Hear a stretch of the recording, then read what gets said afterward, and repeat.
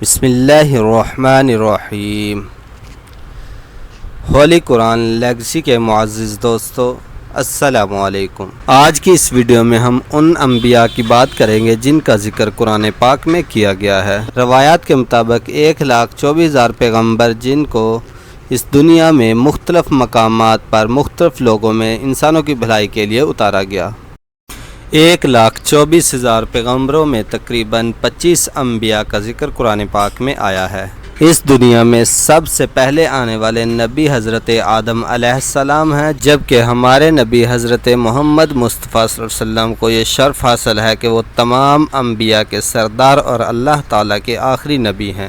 سورۃ الانعام آیت نمبر 83 سے 86 تک اللہ سبحانہ و تعالیٰ نے 18 انبیاء کا ذکر کیا ہے۔ قرآن پاک میں موجود انبیاء کے نام: حضرت آدم علیہ السلام، حضرت نوح علیہ السلام، حضرت ادریس علیہ السلام، حضرت ہود علیہ السلام، حضرت صالح علیہ السلام، حضرت ابراہیم علیہ السلام، حضرت لوط علیہ السلام، حضرت اسماعیل علیہ السلام، حضرت اسحاق علیہ السلام، حضرت یعقوب علیہ السلام، حضرت یوسف علیہ السلام، حضرت ایوب علیہ السلام، حضرت شعیب علیہ السلام، حضرت موسیٰ علیہ السلام، حضرت ہارون علیہ السلام، حضرت ذوالکفل علیہ السلام، حضرت داؤد علیہ السلام، حضرت سلیمان علیہ السلام، حضرت الیاس علیہ السلام،